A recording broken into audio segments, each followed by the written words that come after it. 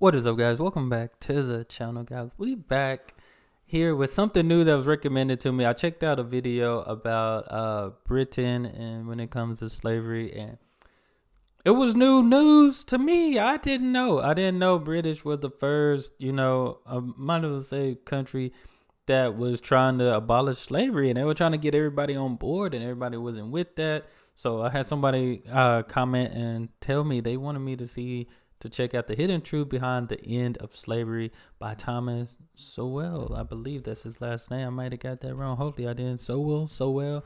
But we're going to check this out, guys. Man, you learn something new every day, especially when you're searching the information, because I feel like some information we don't get told in school. So let's see what they finna say. Please check to see the support of Patreon. Oh, I need to check out their Patreon.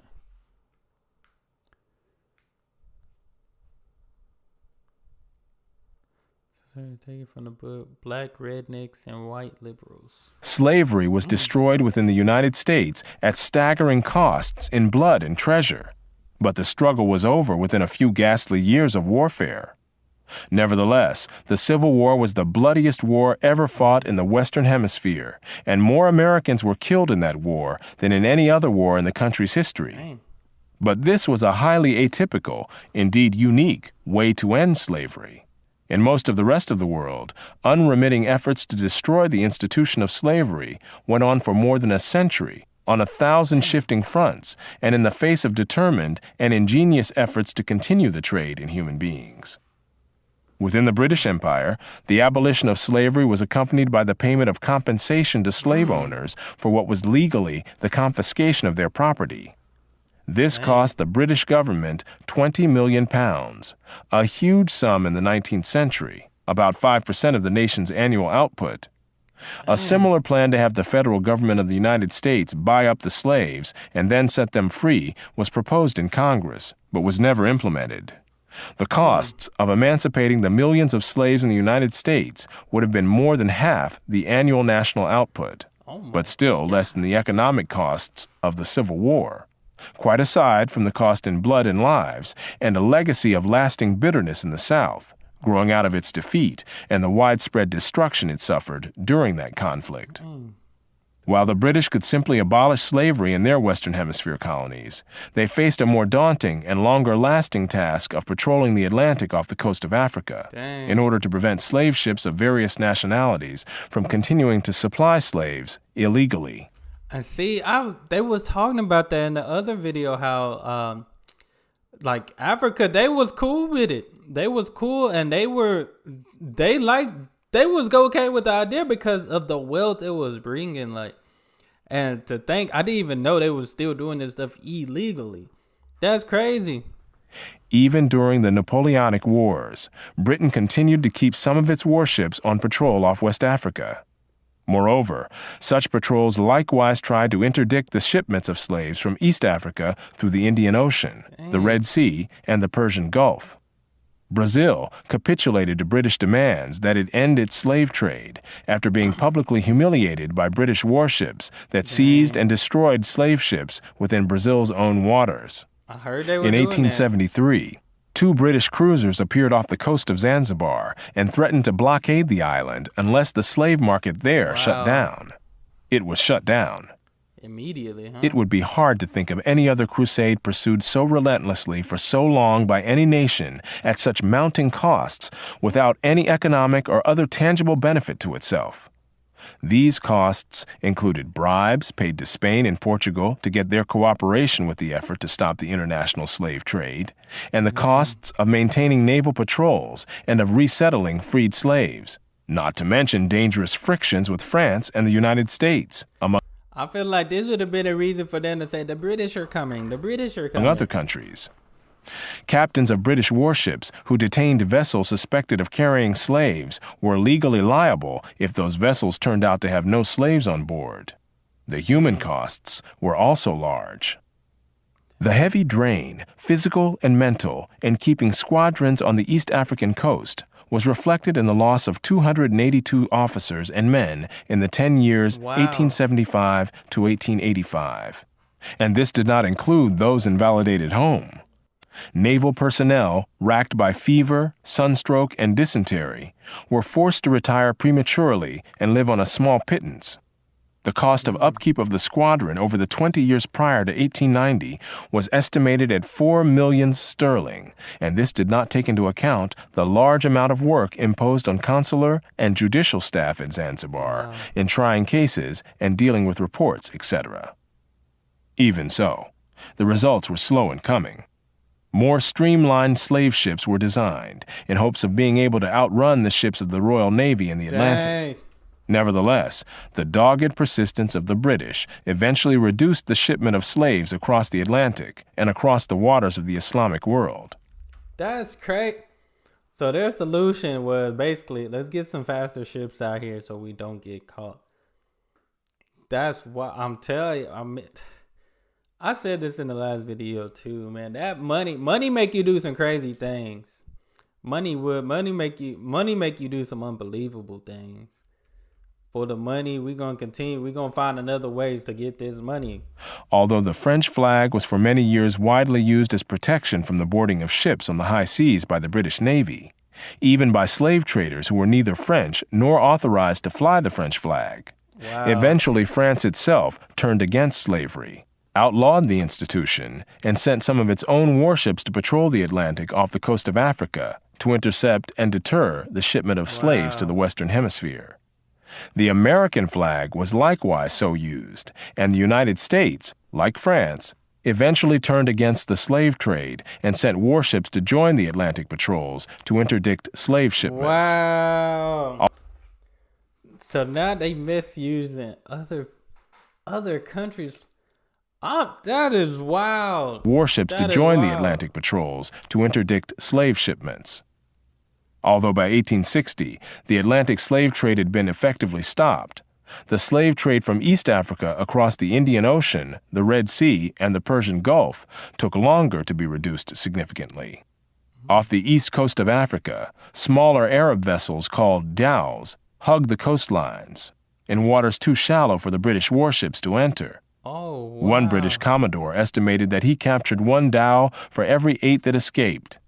Nevertheless, during the period from 1866 to 1869, 129 slave vessels were captured and 3,380 slaves were freed. Wow. When the threat of being boarded seemed imminent, the Arabs would throw slaves overboard to drown, rather than have them be found on board, which could lead to British seizure of the vessel and punishment of those who manned it. The worst that could befall the slaves was when the slaver was overhauled by a British cruiser, and they might then be flung overboard to That is crazy. Just think about this. I'm just imagining and thinking about all the slaves they pretty much had to throw overboard because of greed. Greed made you basically throw somebody's life away, all because you didn't want to get in trouble, which it seemed like it was going to happen anyway. You're doing what you wasn't supposed to do, basically. But that's wild. Was when the slaver was overhauled by a British cruiser, and they might then be flung overboard to dispose of all evidence. Devereux mentions a case where the Arabs, when pursued by an English cruiser, cut the throats of 24 slaves and threw them overboard. Colomb also states that Arabs would not hesitate to knock slaves on the head and throw them overboard to avoid capture. Wow. Because there were only a few naval ships available to cover a vast expanse of water in this region, British warships would often launch smaller boats to engage the Arab slave dhows. In these cases, as one study put it, the slave traffickers frequently did not hesitate to attack boat crews in defense of their profits.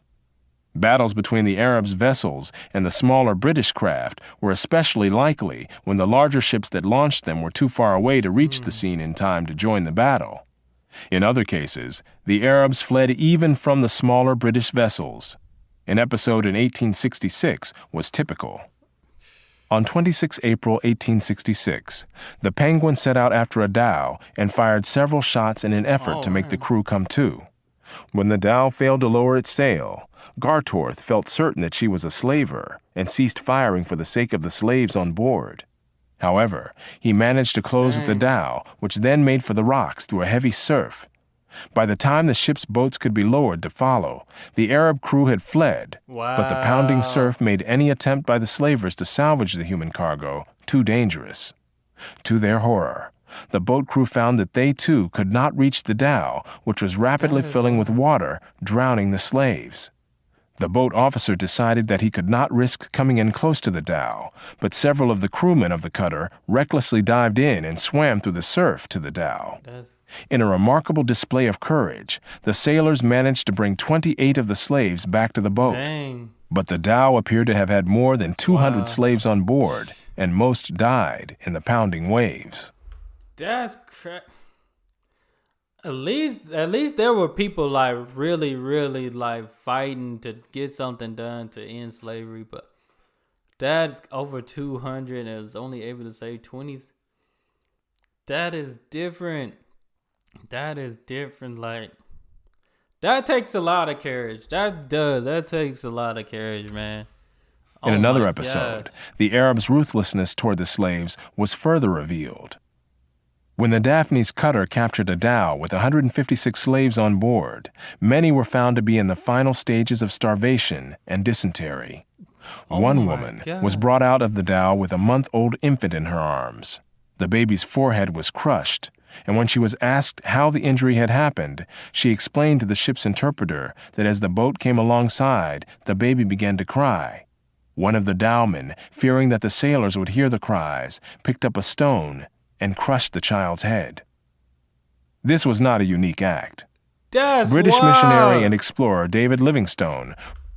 Boy, excuse my language, but these niggas were wicked.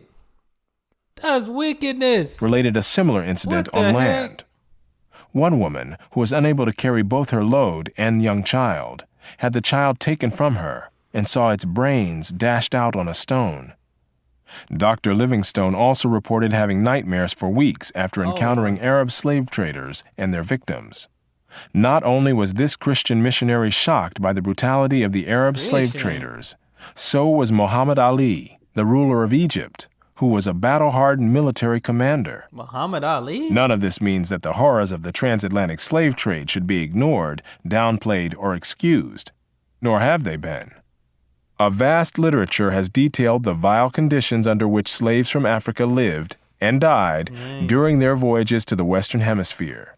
But the much less publicized slave trade to the Islamic countries had even higher mortality rates en route, as well as involving larger numbers of people over the centuries, even though the Atlantic slave trade had higher peaks while it lasted. By a variety of accounts, most of the slaves who were marched across the Sahara toward the Mediterranean died on the way. While these were mostly women and girls, the males faced a special danger: castration, to produce the eunuchs in demand as harem attendants in the Islamic world. Because castration was forbidden by Islamic law, the operation tended to be performed, usually crudely, in the hinterlands, before the slave caravans reached places within the effective control of the Ottoman Empire. The great majority of those operated on died as a result. But the price of eunuchs was so much higher than the price of other slaves that the practice was still profitable on net balance. The British Governor-General of the Sudan, C.G. Gordon, estimated that between 1875 and 1879, from 80,000 to 100,000 slaves were exported through his region. General Gordon imposed the death penalty on those convicted of castrating slave men to market them as eunuchs. His attempt to stamp out slave trading in the Sudan cost him his own life as an opposing army, raised and led by Muhammad Mahad, defeated his troops at Khartoum in 1885 and killed Gordon, after which the slave trade flourished again. British control in the region was firmly re-established in 1898 by the crushing victory of troops led by Lord Kitchener at Omdurman, and including a young officer named Winston Churchill. Okay, I heard of On the Winston issue of Churchill. slavery, it was essentially Western civilization against the world. At the time, Western civilization had the power to prevail against all other civilizations. That is how and why slavery was destroyed as an institution in almost the whole world. But it did not happen all at once or even within a few decades. When the British finally stamped out slavery in Tanganyika in 1922, it was more than half a century after the Emancipation Wow. Proclamation in the United States, and vestiges of slavery still survived in parts of Africa into the 21st century. What? Dang, I never knew that. Yeah, I ain't gonna lie. Sometimes, like, just hearing some of these stories, man, it can make your stomach hurt, man. I think the stone, the dude hitting his baby with the stone, that's wicked. That is wicked, man. There are some crazy times, but you see, money, the love of money is evil. Having money is not bad. It's loving it. When you loving money, that's the worst part. Cause you'll do anything to get the money. That's wild. That's wild. I'm ready for part 2 now. That's some wild stuff. That's crazy. So people lying, using other countries' flags. Then you got people that on the verge to get caught. Basically, not even trying to hide the slave. They just like we just gonna get rid of them. Period. So they won't. You basically killing these slaves just so you won't get in trouble at this point, in which you still gonna get in trouble. Make it make sense. It's crazy, man. But definitely gonna check out part 2. Y'all make sure y'all hit that subscribe button. Send out more video suggestions. Y'all be blessed, be the best, and be you. I'm out.